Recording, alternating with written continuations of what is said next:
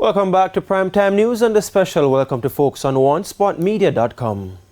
First up, stop bullying the workers. That accusation from the parliamentary opposition this evening as it takes the government to task over its handling of the new compensation regime for public sector workers.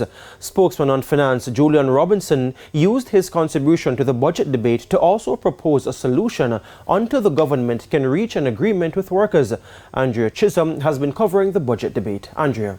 Well, Giovanni, it's the first in recent times that public sector wage issues have featured so prominently in a budget debate. Earlier today, the teachers continued their protest action, sending a strong signal to the government. The opposition insists that the changes are significant, and even with a deadline looming, the government should take the time to talk with workers.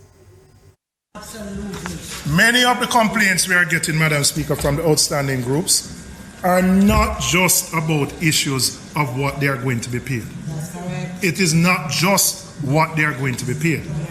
There are issues of equity, there are issues of fairness, and there are issues about the basis on which they have been reclassified. Now, Madam Speaker, these are genuine concerns. The opposition spokesman on finance on the new compensation regime for public sector workers, which began on April 1, 2022.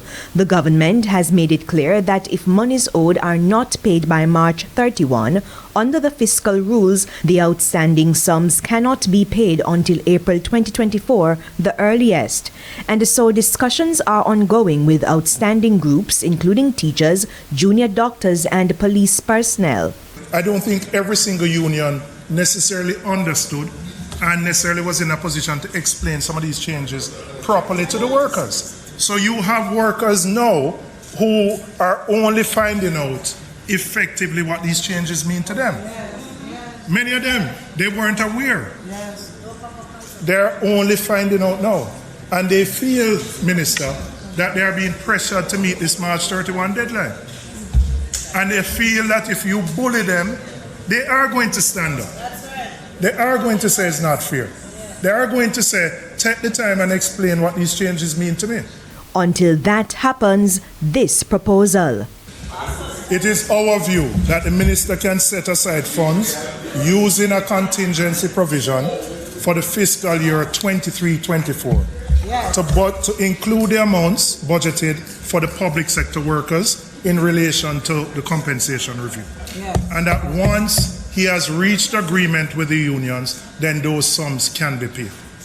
In the meantime, Julian Robinson insists that the budget for the next fiscal year is not offering enough support to the average person. He brought charts to show the increase in basic food items, including chicken, corned beef, cooking oil, and flour. Mr. Robinson says even though the increases may seem marginal to some, it is a big deal for others. It means that the cup of tea, or the saltfish fritters, or the cup of cornmeal porridge, all of those things have gone up. I again propose that a determination of the livable wage be rooted in analysis of our annual price movements, the inflation rate, and a determination of the basket of goods and services consumed by our lowest earners. This analysis should be done periodically to protect the most vulnerable against the ravages of inflation